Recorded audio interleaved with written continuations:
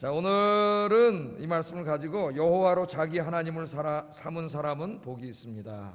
주제로 말씀을 전하겠습니다. 오늘 이 시편 144편은 시편 128편, 제가 아까 묵상 때 읽어드린 말씀하고 매우 유사합니다. 128편에 보면 여호와를 경외하며 그의 길을 걷는 자마다 복이 있도다. 내가 내 손이 수고한 대로 먹을 것이라. 내가 복되고 형통하리로다. 내 집 안방에 있는 내 아내는 결실한 포도나무 같으며 내 식탁에 둘러앉은 자식들은 어린 감람나무 같으리로다. 여호와를 경외하는 자는 이같이 복을 얻으리로다. 아멘. 우리나라 사람들이 제일 사랑하는 시편 중에 한 편이고 기도 제목으로 삼는 시편 중에 하나예요. 나를 비롯한 온 가족 내 식구들이 다 하나님을 경외하는 가정이 되어서 영육간에 하나님의 복을 받고 사는 아름다운 그림이죠. 오늘 우리가 읽은 말씀도 상당히 유사합니다. 이 말씀.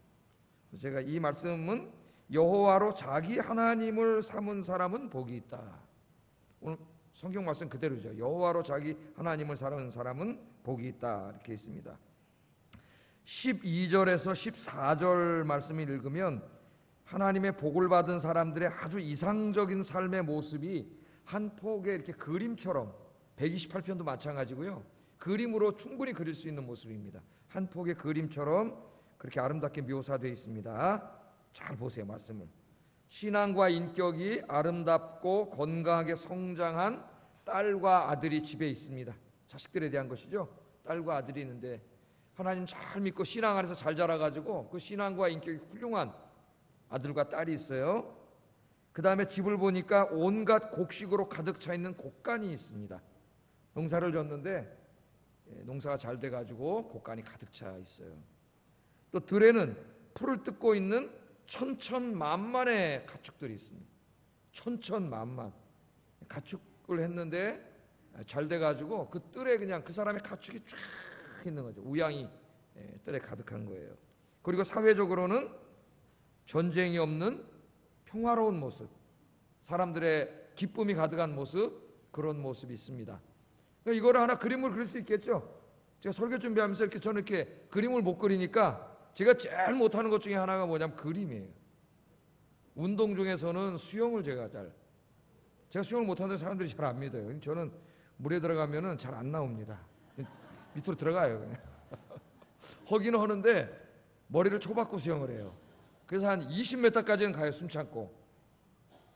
품파를 해야 되는데 파하고 빠져 쑥 들어가요. 물속으로. 이상하게 잘 안 되더라고요.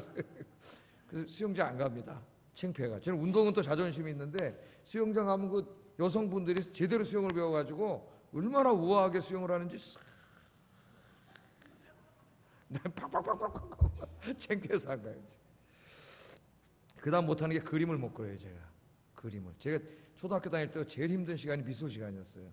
꼭 왜 소방차는 꼭 오는지, 소방차 오면 꼭 소방차를 그리라 그래요. 왜 그런지 모르겠어요. 소방차를 그리는데 죽어도 안 그려지는 거예요, 이게. 예? 내본 적이 없어요. 그림 잘 그린 사람은. 그래서 저는 이거를 묵상을 했죠. 이게 싹 눈을 감으면 이렇게 싹 떠오르잖아요. 책을 읽을 때 이제 그런 습관이 좀 들어가지고 책을 읽을 때도 여러분 그거 읽고 눈을 감고 이렇게 그리면은 그 영상이 나타납니다. 영상이. 하나님 말씀도 한번 그런 식으로 읽어보세요. 그러면 오래 가요. 제가 중학교 때 그 태평양 전쟁이라고 하는 책을 10권을 다 읽었어요, 제가. 일본이 이제 그 동아시아 침략해 들어가가지고 그 동남아의 그 풍부한 천연 자원을 다 획득해가지고 그걸로 이제 미국하고 한판 붙었죠. 전쟁을. 그 영상이 막 전쟁하는 영상이 막 이렇게 나타나는 거예요. 이미지가 나타나죠. 자, 그 한번 여러분 이미지로 한번 그려보세요. 그림을. 집이 아름다운 집이 있고, 그 곳간에 그냥 그날 그 해 농사가 잘 돼서 곡식이 가득 차 있고, 그 뜰에는 보니까 이 사람이 키우는 우양이 그냥 뜰을 다 덮고 있고, 집에서 이렇게 식탁에 앉았는데 믿음 안에서 잘 자란 아들과 딸 아이들이, 인격과 신앙의 훌륭한 아이들이 같이 이렇게 식탁에 앉아있는 그런 그림을 한번 이렇게 싹. 그림 잘 그리시는 분 있으세요? 집에 가서 한번 그려보세요. 그런 그림이에요. 그런 그림. 이 그림의 제목을 제가 붙인다면은 이렇게 붙여봤습니다. 하나님 안에서 누리는 행복. 하나님 안에서 누리는 행복. 그래서 제가 기도했어요. 우리 아영께 성도님들이 다 이런 복을 받게 해주세요. 기도했습니다. 여러분 이런 복을 받기를 주의 이름으로 축복합니다. 그러면 이런 복을 받는 사람, 하나님 안에서 이런 행복을 누리는 사람은 어떤 사람인가? 성경은 명쾌하게 답을 줍니다. 우리가 읽은 말씀 중에 제일 마지막 절 15절 한번 읽어보겠습니다. 15절 시작.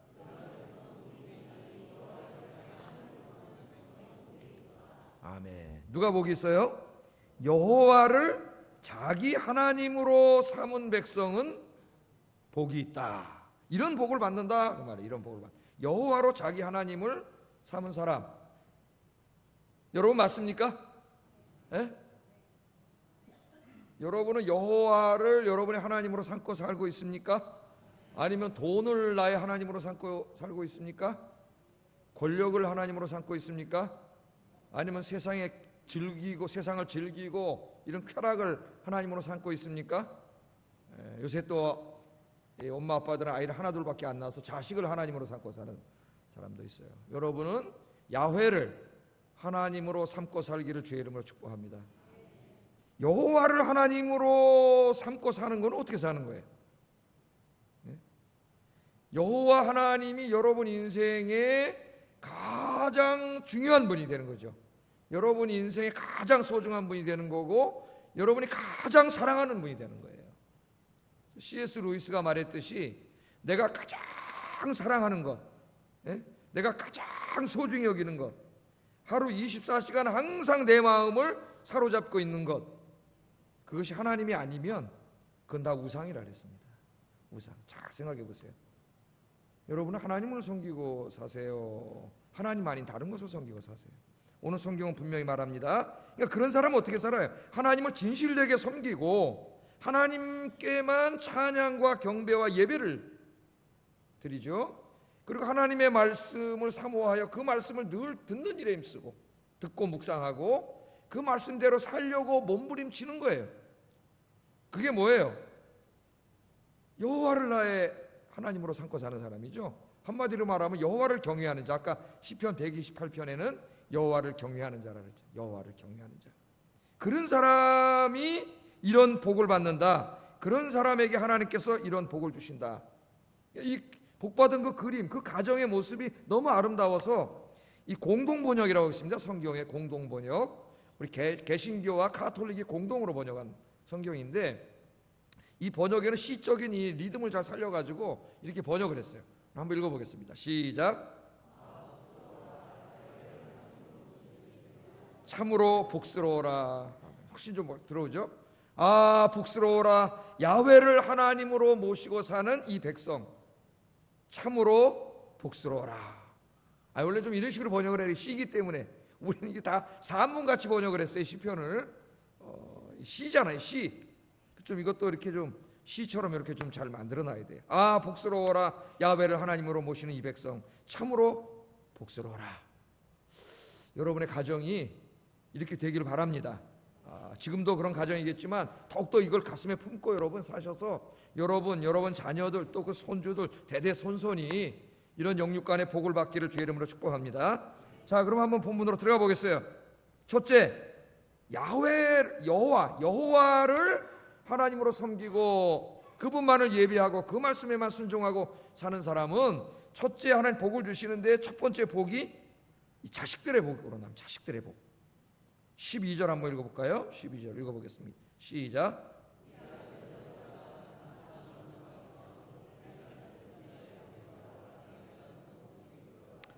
여기 아들과 딸이 나옵니다. 아들과 딸. 128편에는 그냥 자식들이라고 나오는데 여기는 이제 아들과 딸로 나누어서 좀 자세히 말하고 있어요.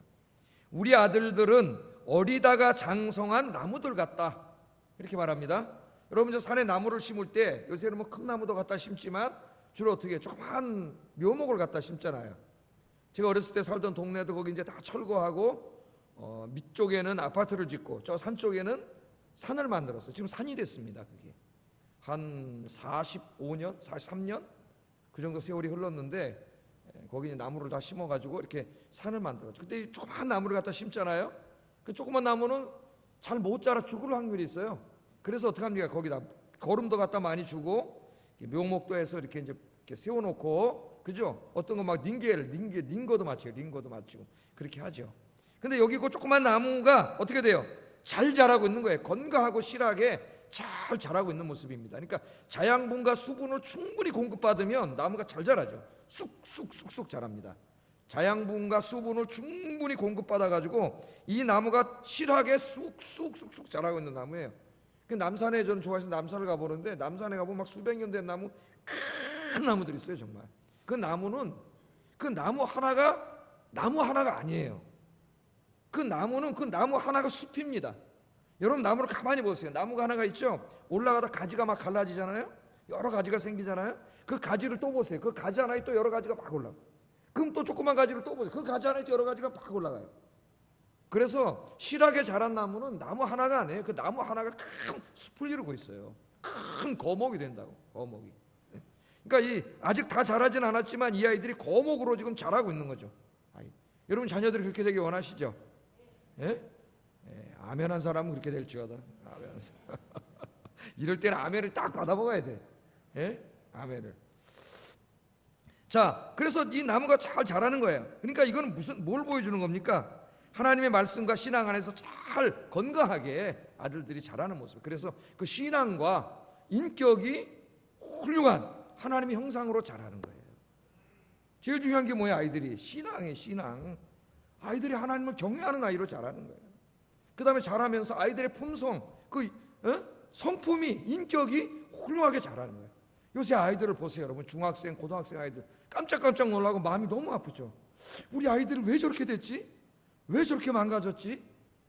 친구를 집단으로 구타하고 괴롭히고 돈을 뺏고 온갖 못된 짓을 하고 걔들이 자라가지고 또 지금 우리 사회에 마약이 막 만연해가지고 우리나라가 마약 청정국이었는데 마약을 우리나라 지금 서울 호텔에서 만들어서 팔아먹는 나라가 지금 됐는데 이것들이 그 젊은 애들이 가는 클럽, 술집, 그 연예인들 막 이렇게 들어가서 우리 사회가 충격이에요. 충격 지금.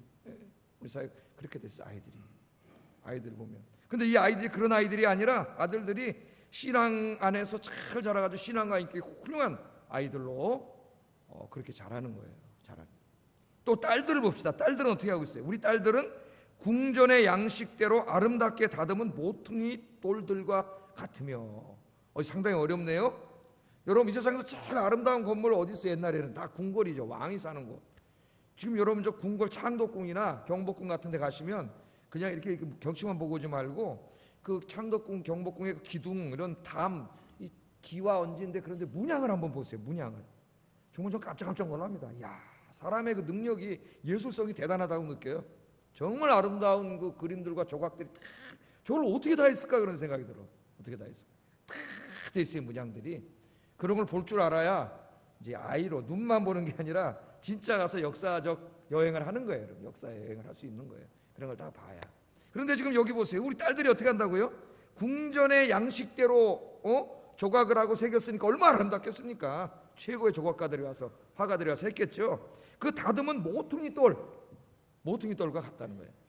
그러니까 하고자 하는 말은 같은데 아들들은 남자니까 좀 쑥쑥쑥쑥 건강하게 자라는 나무에다 비유를 했고 딸들은 여자니까 아름다운 그 궁전의 양식대로 조각하고 그린 아름다운 그 모퉁이 돌에다가 이렇게 비유를 했어요. 결과는 같습니다. 내용은. 이것도 뭐예요? 우리 딸들이 하나님을 믿는 신앙 안에서 잘 자라서 그 신앙과 인격이 훌륭하게 자라는 거죠. 예? 요즘 아이들 우리나라에서 제일 무서운 게 여중생이라는 여자 중학생. 모르시는구나. 여자 중학생 건들지 마세요.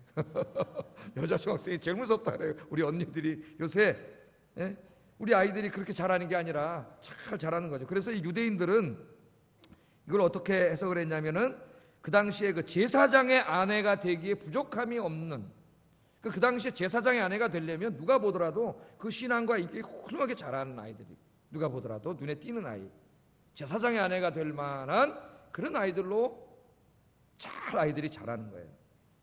여러분의 자녀들이 그렇게 자라도록 기도를 하셔야 돼요. 제가 먼저 오래전에 이제 다니던 교회 우리 교회 온 지 벌써 20년 다 돼가니까 뭐 오래전이겠죠. 중등부 아이들 가르친 적이 있는데 그 중등부 아이들만 한 150명이 됐어요. 교사까지 한 200명 이렇게 예배를 드렸는데 그 아이들이 한 7, 80%가 그 교회 집사님들의 자제들이에요. 한 20, 30%만 이제 혼자 나오는 애들이에요. 그러니까 그 자제들이 교회 다니니까 안정이 되겠죠. 아이들이. 막 혼내고 꿀밤 줘도 그 다음 주에 교회 옵니다. 왜? 엄마 아버지가 보내기 때문에 교육하기가 편해. 말하는 한 대 가서 꿀밤 줘도 엄마 아버지가 있으면 괜찮아요. 엄마 아버지가 교회 다니기 때문에. 네가 잘못했으니까 임마 목사님한테 꿀밤 한 대 맞았지. 물론 때린 적은 없어요. 저는. 그러니까 아이들이 또 새로 와도 잘 적응이 돼. 그 아이들이 자라서 거기서 교회 안에서 또 자라고 그렇게 되는 거죠. 그러다 보니까 주일학교가 상당히 안정이 되어 있는데, 우리가 지금 이제 철거해서 상당히 어려운 가운데 있지만은 여기도 이제 아파트가 들어오면은 그 연령대 대부분 사람들이 그 아이들을 중학교, 고등학교 때 둔 부모들이 많더라고요. 그쪽도 이제 아파트가 막 들어오면서 교회가 부흥을 했는데 이제 우리가 그렇게 되겠죠. 여러분 기도하시기 바랍니다. 하여간에 하나님을 경외하는 사람들, 하나님을 여호와를 자기 하나님으로 삼고 사는 사람들의 자녀들이 이렇게 잘 자라도록 하나님 복을 주신다는 거예요. 여러분 물론 이 신앙은 개인적인 겁니다. 개인적인 거예요. 이 말씀은 자식들이 신앙생활을 엉망으로 하는데 부모님의 신앙 덕택으로 복을 받는다는 말씀이 아니에요. 하나님 무슨 연좌제를 하지 않으십니다.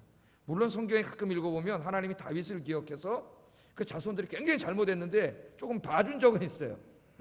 근데 이 연좌제가 없어요. 이 말씀은 무슨 말씀이냐? 부모님들이 하나님을 진실되게 섬기고 하나님을 경외하고 하나님의 말씀대로 순종하는 삶을 살 때 자식들이 부모님의 신앙을 본받아 자식들도 그렇게 신앙생활을 하게 된다는 겁니다. 그러니까 이 부모님의 역할이 굉장히 중요한 거죠. 우리 자신이 신앙생활을 열심히 하는 것 그 자체로 끝나는 게 아니라 우리 아이들은 우리를 통해서 신앙생활은 어떻게 하는 거구나를 엄마 아버지를 통해서 배워요. 그러니까 중요한 거예요.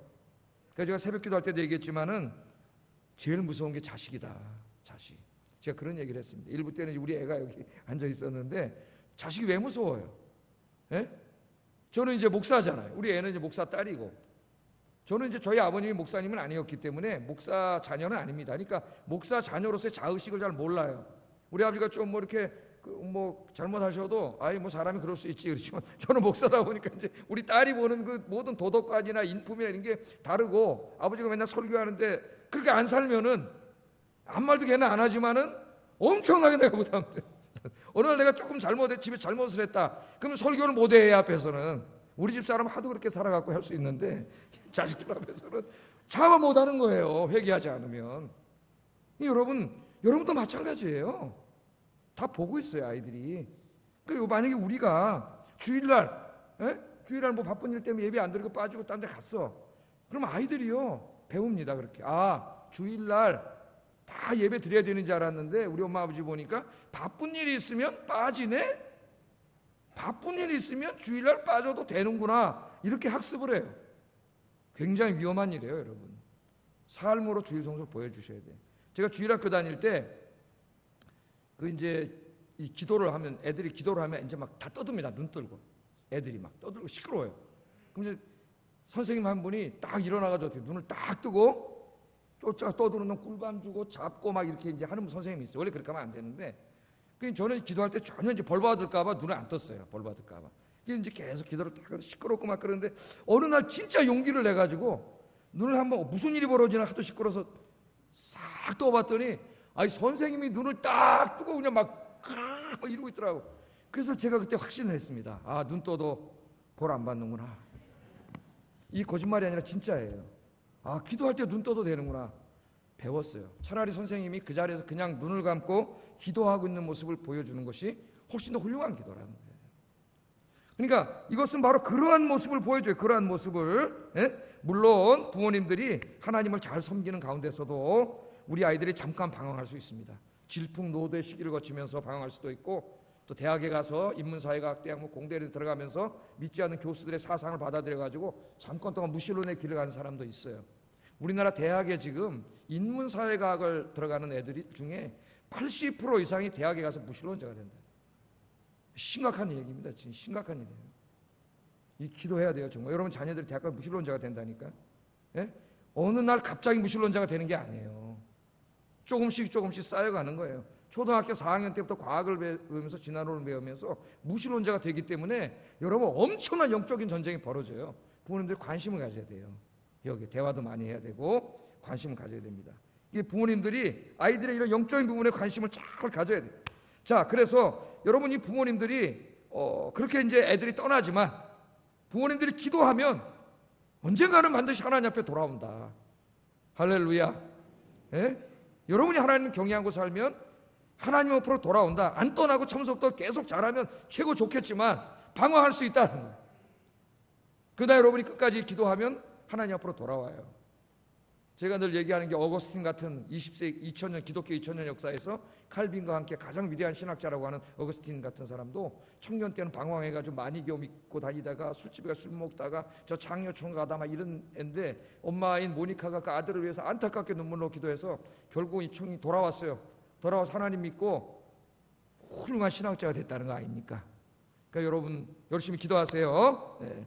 우리 부모님들이 정말 자식들을 위해서는 내가 별거 다 해.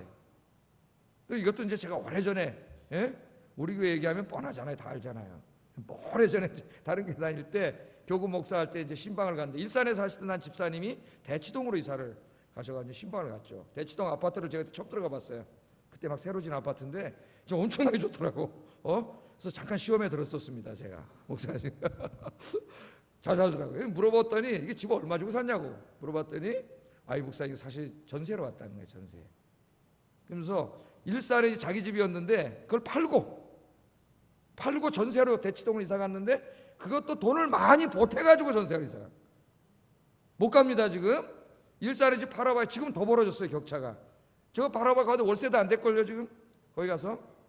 그럼 왜 이사로 왔느냐 얘기를 하는데 자기 애들이 이제 고등학교 가는데 대치동에 뭐가 많아요? 학원이 많아. 우리나라에 좋은 학원은 거기 다 있대요. 그때 알았어요 제가. 그래서 거기 이사가 가지고 그 애들을 거기 보내려고 집을 팔고 세 사는 거예요. 거기 가서. 요새 젊은 엄마들을 보면 애들 데리고 애들 좋아하는 데는 다 데려 댕기고 정말 훌륭한 부모님들이에요. 정말 우리나라 엄마들은 정말 우리 엄마들의 그 치맛바람이 우리 아이들 그래서 학습을 많이 높여놨어요. 부작용도 너무나 많지만 하여튼 원래 교육은 핀란드처럼 해야 되는데 선생님들이 해야 되는데 우리나라는 지금 교육이 엉망이잖아요. 그래서 제가 가르쳐 드릴게요. 대치동으로 이사 안 가도 됩니다. 그럼 대치동 이사 못 가요. 웬만한 사람은. 전세도 못 가요. 전세 가려도 10억 원 있어야 될걸? 잘 모르겠지만 제가 가르쳐 드릴게요. 제가 가르쳐 드리는 대로만 하면 돼요. 신명기 6장 6절 7절 제가 가르쳐 드리는 게 아니라 하나님이 하신 말씀이에요. 읽어보겠습니다. 시작.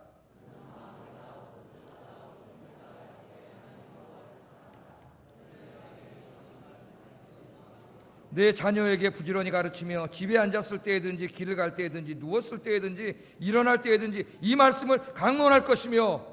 아멘. 신명기 쉐마 이스라엘의 말씀 중에 한 부분이에요. 이 말씀대로 그대로 사는 사람들이 있어요.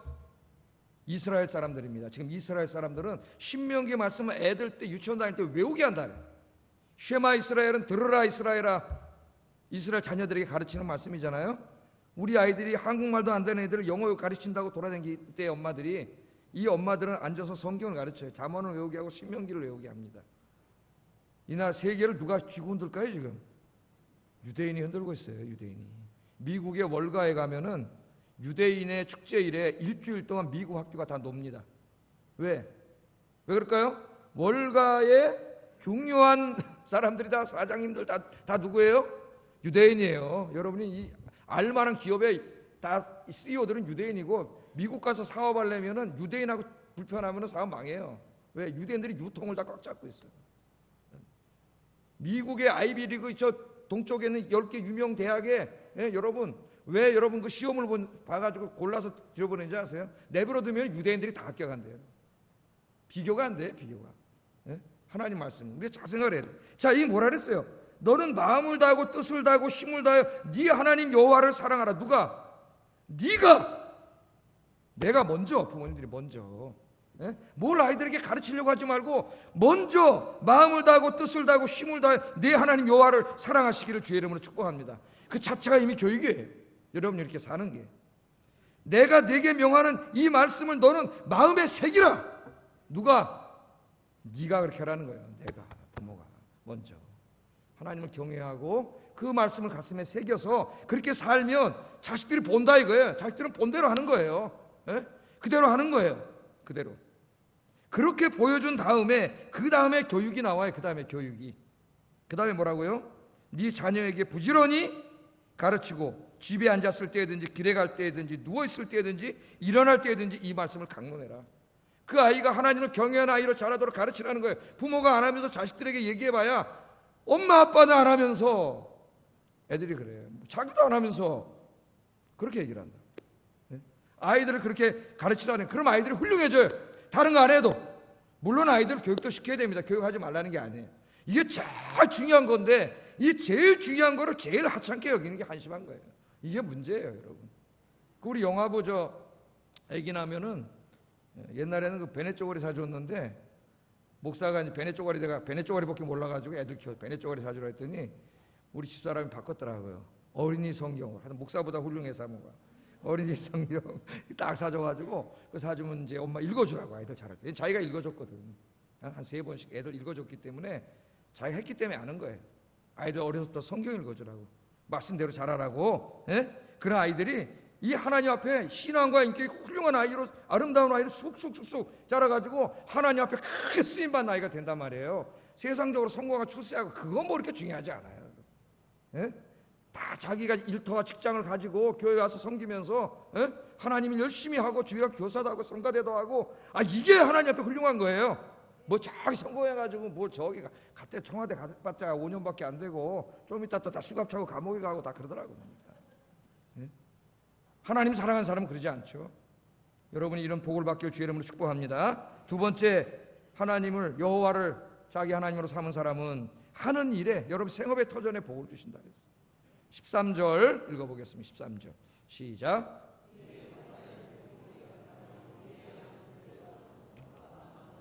이건 뭐 제가 설명할 필요가 있겠어요? 고간에 농사가 잘 돼가지고 백곡이 가득. 뭐 우리는 고간은 없지 않습니까? 도시 사람들은 고간 있나요? 고간이 뭐예요, 여러분? 통장이지 뭐, 통장. 은행에다가. 그렇죠. 농사가 잘 돼서 백곡이 가득하고 뜰에 나가니까 가축이 잘 돼, 병도 안 걸려. 요즘 또 우리나라에 그 무슨 중국에서 북한으로 넘어간 무슨 뭔 돼지병? 까먹었어. 또 아까도 까먹었, 또 까먹었네. 아프리카 돼지병이 와가지고 그러는데 하나님이 이런 모든 질병으로부터 지켜주셔가지고 농사가 잘 되고 가축이 잘 되니까 우리 도시인들에게는 여러분 직장과 생업의 터전에서 하는 일들이 잘 되고 번창하는 거죠. 형통하고. 하나님을 잘 섬기는 사람들에게 하나님이 그런 복을 주신다는 거예요. 하나님. 여러분 좀 다 그런 복을 받기를 바랍니다. 제가 기도하고 있어요. 다 복을 받기를. 시편 이 144편을 지은 사람이 누구예요? 다윗이거든요. 다윗이 지었어요. 자기 어떻게 보면 자기 자신의 간증이야. 자기가 이렇게 살았잖아. 다윗이 뭐하든 목동에 목동 저 베들레헴 시골에서 그것도 제일 막내 아들로 아버지 야림 시키는 나가서 양이나 쳐 그래가지고 나가서 양치고 사무엘이 왔을 때 아버지가 인사도 안 시킨 그런 천덕분이 아들이야. 그러나 얘는 목동에서 양치면서 밤에 친구들 놀 때 거기 혼자서 외롭게 양치면서 뭐 했어요? 얘는 기도하고 거기서 시편 쓰고 노래를 부르고 찬송하고 하나님을 경외했어요. 얘 취미가 하나님이에요. 그러니까 얘기하잖아요. 그 당시에 저 예루살렘에 검문세가 똑똑한 자녀들이 그렇게 많은데 하나님 그놈들한테 아무 관심이 없어. 누구에게 관심이 있어? 저 베들레헴 양치는 걔한테 관심이 있어요. 하나님이. 그러니까 걔 목자를 들어가지고 하나님 크게 쓰시는 거예요. 자기가 그런 복을 받았어요. 다윗이 오늘 이 고백을 했는데 다윗이 무슨 고난이 없었나요? 고난 엄청나게 많았어요. 다윗만큼 고난 많이 당한 사람도 드물어요. 고난이 없었다는 얘기가 아니야. 그러나 하나님이 왕으로 세우려고 하나님 쓰시려고 많은 연단을 시켰죠. 우리 그리스도인들에게도 고난이 없다는 얘기가 아니에요. 하나님 경외에도 고난이 있을 수 있고 때로는 실패할 수도 있고 넘어질 수도 있어요. 그러나 하나님 그런 실패와 고난을 통해서 어떻게 우리를 일으켜 세우시고 하나님 쓰시기 합당한 사람으로 만드시려고 그렇게 하는 거예요. 그래서 결국은 하나님이 이렇게 채워주실 줄로 믿습니다. 채워주신다는 거예요. 요셉을 보세요. 요셉 17살 때 하나님이 지도자가 되는 복을 주셨잖아요. 꿈을. 그러나 13년 동안 되는 일이 있었어요.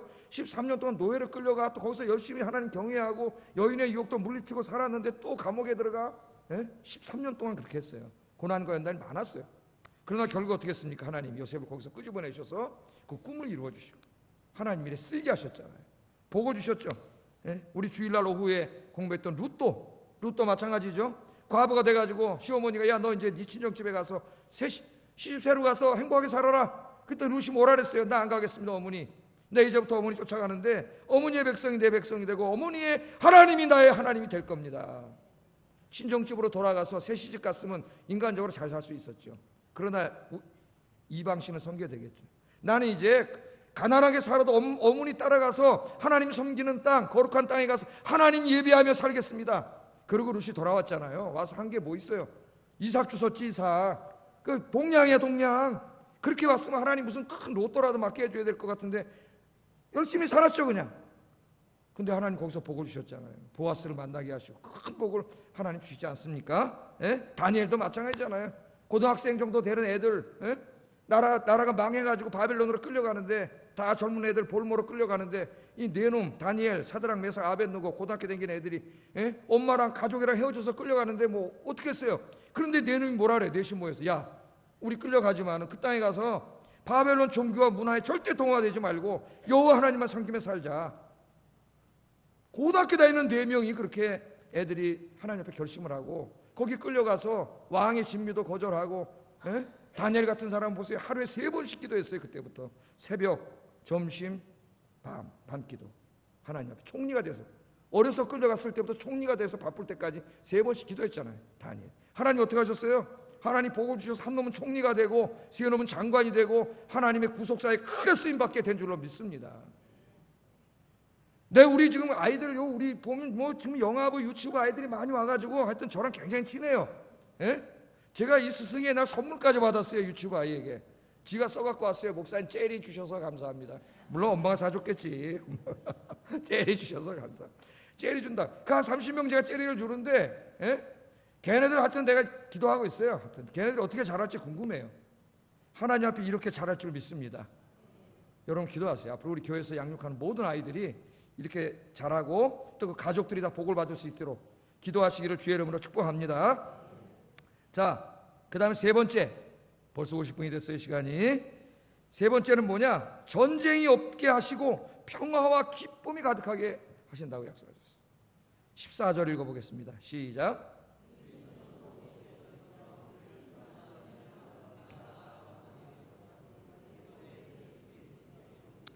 자, 이 그림을 보세요. 수소가 짐을 엄청나게 실었습니다.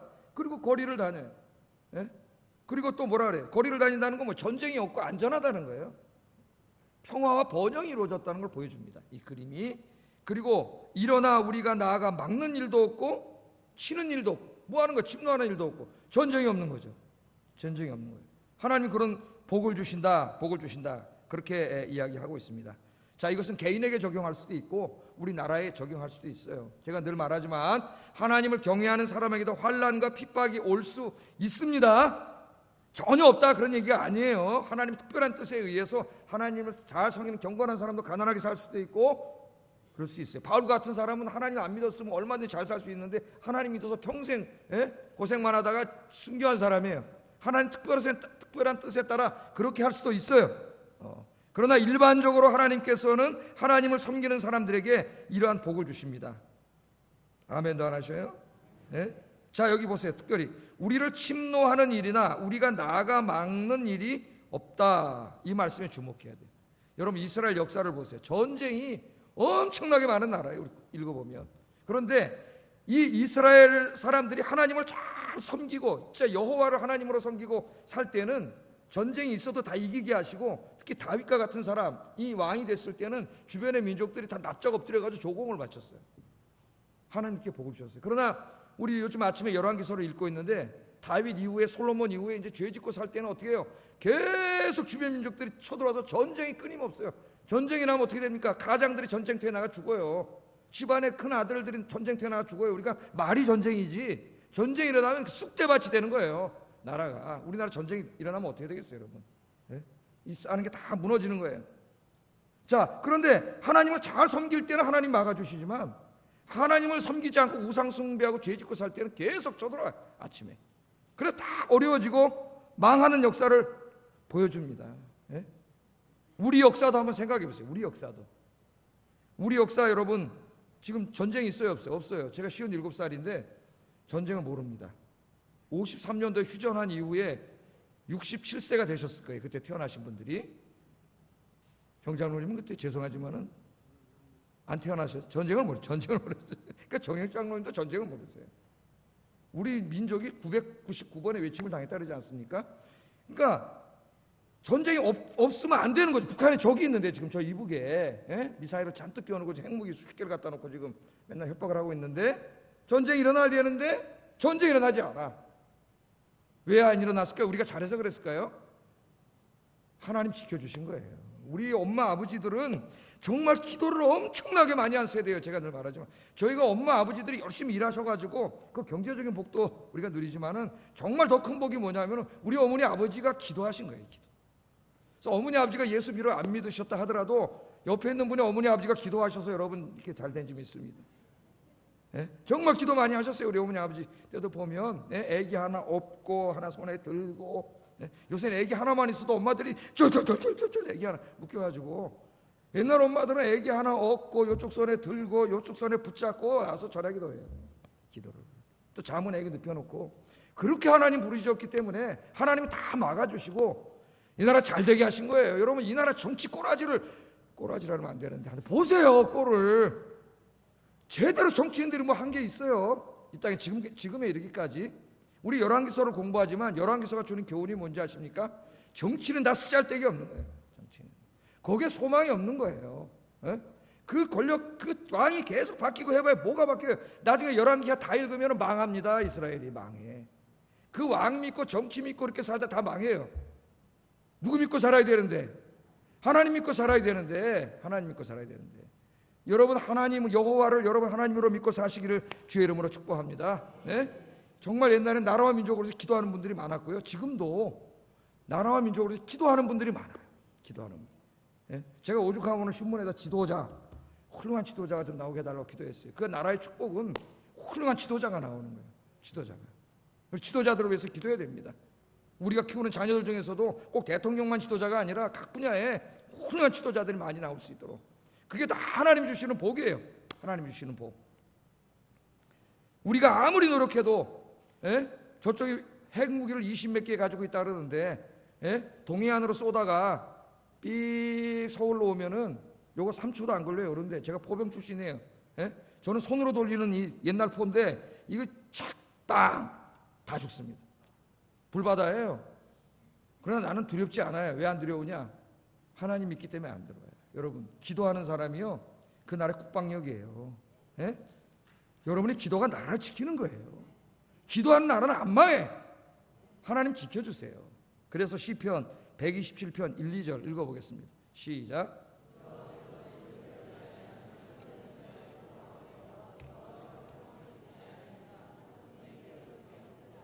너희가 일찍 일어나고 늦게 누우며 수고의 떡을 먹으며 헛되도다. 그러므로 여호와께서 그의 사랑하시는 자에게는 잠을 주시는도다. 그러니까 제가 잘 잔다니까요. 하나님 잠을 주셔가지고 걱정과 염려가 있는 사람이 뭐 어떻게 잠을 자겠어요. 하나님 딱 믿으면 그대로 뭐가 와요. 잠이 팍 에라 모르겠다. 주님 알아서 하십시오. 안녕히 계세요. 그러지 않겠죠. 내가 걱정하고 근심한다고 하고 바뀌겠어요. 여호와께서 집을 세우지 않으면 여러분의 가정을 세워주지 않으면 여러분이 아무리 노력해도 지키지 못한다는 거예요. 내가 아침에 일찍 일어나서 밤 늦게까지 일해도 하나님이 지켜주지 않으면 내가 다 어떻게 할 수가 없고 이 나라와 민족을 밤새도록 파수꾼들이 지켜도 하나님이 지켜주지 않으면 다 무너지는 거예요. 이 나라를 지키시는 분 하나님이세요. 기도하는 여러분들이 애국자입니다. 누가 제일 애국자인지 아세요? 정치하는 사람들? 그놈들은 나라 팔아먹을 놈들이에요 다.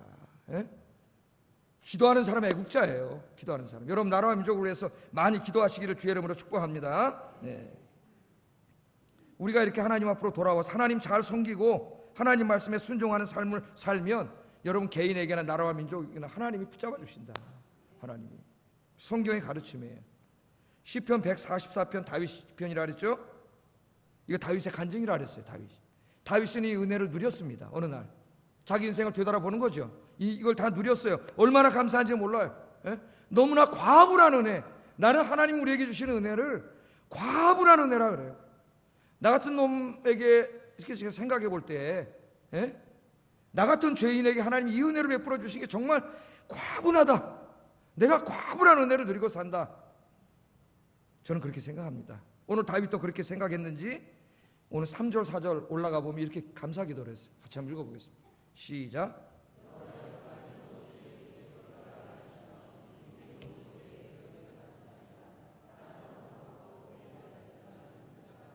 아멘. 여호와여, 사람이 무엇이기에 주께서 그를 알아주시며 인생이 무엇이기에 그를 생각하십니까? 사람은 헛것 같고 그의 날은 지나가는 그림자 같습니다. 인생은 그림자같이 짧고, 인생은 헛것이라는 게 아무것도 아니에요.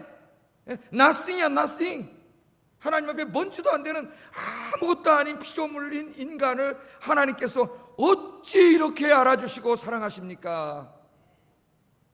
여러분, 가끔 성경도 읽으시고 바깥에 나가서 정말 한번 좀 어디 산에 가서 저 광활한 우주를 한번 쫙 바라보세요. 이 엄청나게 광활한 우주를 창조하신 그 하나님께서 이 수천 조억 개의 별들, 먼지도 안 되는 저 지구에, 거기 대한민국에 서울 마포구 아현동 저기 사는 나 같은 먼지도 안 되는 피조물에 하나님이 이렇게 관심을 가지시고 나를 구원하시겠다고 외아들까지 주시고 지금도 지켜주시고 보호하시는 은혜를 깨닫게 돼요. 하나님이 누군가를 알아야 내가 받은 은혜가 얼마나 큰가를 알게 돼요. 우리가 그때 이렇게 고백할 수 있습니다. 여호와여, 사람이 무엇이기에 주께서 그를 알아주시며 인생이 뭔데 그를 생각하십니까? 그를 생각하십니까? 구약시대 한 경건한 성도는 이 놀라운 하나님의 은혜에 너무나 감사해가지고 이렇게 기도했습니다. 시편 116편 12절 읽어보겠습니다. 시작. 아멘입니까? 내게 주신 모든 은혜를. 어느 날 이 사람도 자기 인생을 되돌아봤겠죠. 자기 인생이 다 뭐예요? 하나님의 은혜라는 걸 깨달았어요. 정말 과분한 은혜를 받았다. 나 같은 죄인이 벌을 받아야 되는데 하나님의 과분한 은혜를 받았다. 이렇게 깨달은 거예요. 내게 주신 모든 은혜를 내가 여호와께 무엇으로 보답할까? 제가 오래전에 금요일날 이 본문 가고 설교를 한 적이 있어요. 한경진 목사님 책을 제가 읽다 보니까, 한경진 목사님 아시죠? 돌아가신 지 오래됐지만 영락교회 담임하셨던 분이고, 그리고 우리나라 목회자 중에서는 제일 존경받는 분입니다. 성공한 분으로가 아니라 존경받는 분이 존경. 우리나라에 성공한 목회자는 많지만 사실 존경받는 목회자는 없는 것 같아요. 이 존경받는 분인데, 이분이 그 글에 보니까 자기의 이 평생 자기 가슴속에 간직하고 죽을 때까지 산 말씀이 이 말씀이라 해요. 이 말씀. 고백을 한 게 뭐예요? 자기가 솔직히 말하면은 일제시대 때 신사참배했다는 거예요. 한경진 목사님, 훌륭한 분. 아무도 몰랐어요. 그런데 저기 무슨 상이에요? 종교인에게 주는 상이 있는데 그 상을 받는 날 너무 양심의 가책을 받아가지고 나는 이 상을 받을 자격이 없습니다. 그러면서 나는 사실 신사에 참배했던 사람입니다. 밝힌 거죠, 자기가. 그러니까 신사에 자기가 그 고문 안 받으려고 신사에 참배한 죄인이었는데 하나님께서 자기에게 너무 큰 은혜를 주신 거죠. 용서해 주시고. 그러니까 이 말씀을 평생 가슴에 담지 않았겠어요? 내게 주신 모든 은혜를 내가 여호와께 무엇으로 보답할까? 꼭 바울 같아. 바울이 교회를 잔해하고 핍박하고 예수 믿는 사람 잡아다 때리고 고문하고 심지어 스데반 죽이는데 쌓이는 데서 죽였어요. 다윗의 서신을 읽으면 뭐가 나온다 그래 제가 수요일날. 하나님에 대한 굉장한 죄책감이 있어요. 이 다윗에게는, 사도 바울에게는. 뭐예요? 내가 하나님의 교회를 박해한 자라고 하는, 그래서 하나님 앞에 설 때 이 사도 바울은 죄인이라고도 못해요. 나는 죄인 중에 괴수라래, 괴수. 나는 칠삭도기 같은 놈이라 그래요. 하나님 앞에 죄인이라 소리도 못해. 그래서 뭐라 그랬어요? 나 같은 죄인에게 과분한 은혜를 주셔서 복음 전하는 사명을 주셨으니 내가 다른 모든 사도보다 더 많이 수고했다잖아요. 더 많이 수고. 그런데 그 수고도 다 주님의 은혜입니다. 고린도전서 15장 10절. 얼마나 훌륭합니까? 아마 그런 마음으로 한경진 목사님도 내게 주신 모든 은혜를 내가 여호와께 무엇으로 보답할까? 오늘 이게 여러분의 말씀이 되기 바랍니다. 우리는 하나님 앞에 과분한 은혜를 받고 살고 있는데 이 은혜를 내가 이제부터 주님 앞에 갈 때까지 여호와께 무엇으로 보답할까? 늘 생각하시고 여러분 가는 그날까지 보답받아 가시기를 주의 이름으로 축복합니다. 기도하겠습니다. 말씀을 생각하면서 기도합니다. 여러분 먼저 가정을 위해서 기도하세요. 하나님, 나뿐만 아니라 내 모든 가족이 여호와를 하나님으로 삼고 여호와 하나님만 찬양하고 경배하고 예배하고 그 말씀에 순종하여 사는 영적인 가정이 되게 해주세요. 제일 중요한 기대. 두 번째, 그래서 오늘 말씀처럼 내 자녀들이 신앙과 인격이 아름답고 건강한 자녀로 성장할 쓰임받게 하시고, 내 생업의 터전이 잘 되고 번창해서 이것들로 하나님께 드려지고 하나님의 영광을 위해서 쓰이게 하시고, 그리고 이 나라와 내 삶의 평안과 기쁨이 가득하게 하소서. 기도하겠습니다.